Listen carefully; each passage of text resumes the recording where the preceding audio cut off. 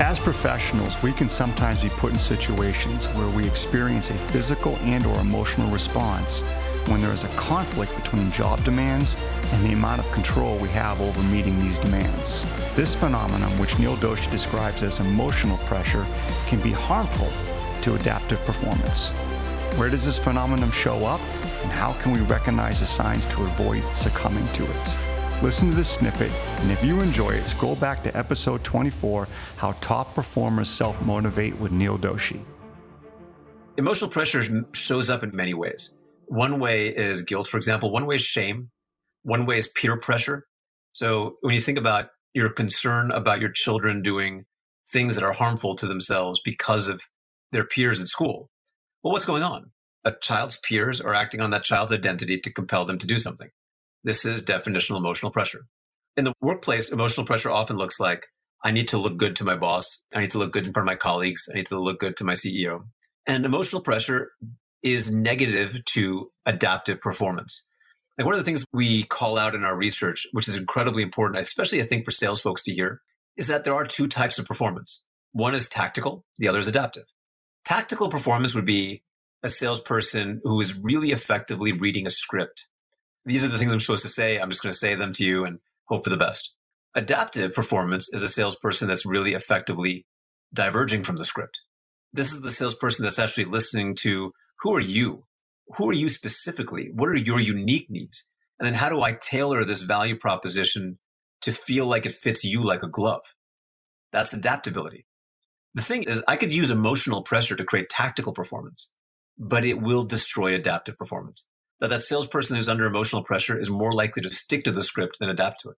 When a salesperson is behind on their numbers, behind on their budget, and then they have that one-on-one with their boss, their sales leader, and that sales leader, in all intents and purposes, says, you need to get things going and build your pipeline, and you need to get some things moving. That's an example of emotional pressure.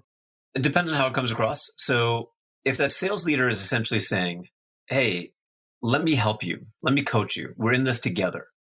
Let me help you set up that pipeline. Let me help you get your processes and rhythms in order. Let me help you on your motion.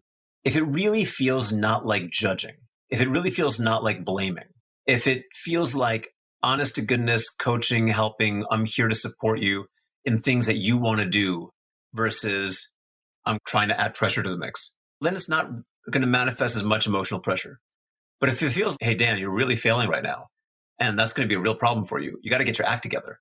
Otherwise, you're going to have some real problems. If it feels like that, then that's absolutely going to create some emotional pressure. Sales professionals themselves, they're fully capable of putting emotional pressure on themselves. It's like when they walk into that meeting right before they go in, hey, I need to get this deal going. This would be a big win. I'm behind on my number. I hope they like what I have to say. I really hope they get us a second meeting, or maybe at least a chance to give them a demo. Those examples of self-inflicted emotional pressure? Well, it's not really self-imposed if you feel like you need to do this, otherwise you'll get fired. Because it actually is the process of getting fired that's imposing it. Or I need to do this, otherwise I'm not going to make enough money to pay my rent. That's actually now economic pressure, the fifth motive. And so you have to be really careful to understand where is the source of the pressure coming from. If it is coming from some reward or some punishment, if it is coming from, that's economic pressure. If it is coming from looking good to someone else, it is emotional pressure.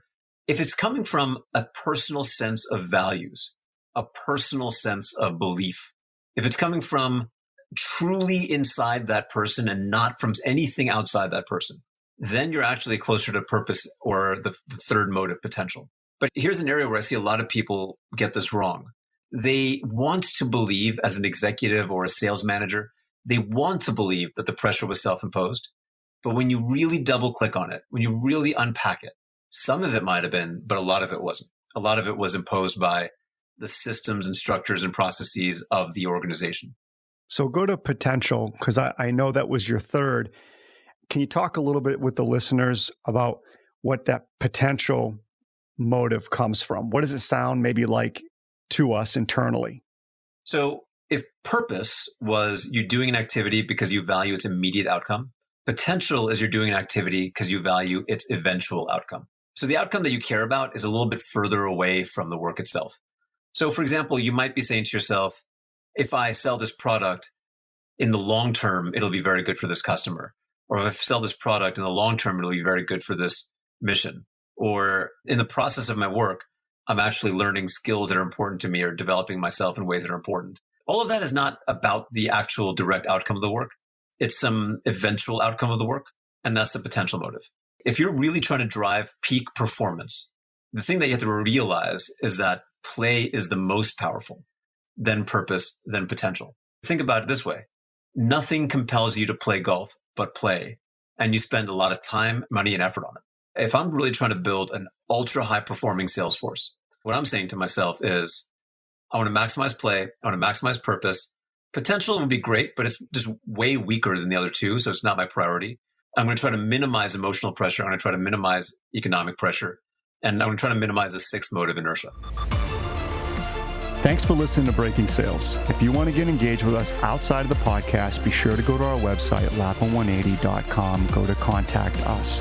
You can also engage with us on LinkedIn at Dan Lappin or Lappin180.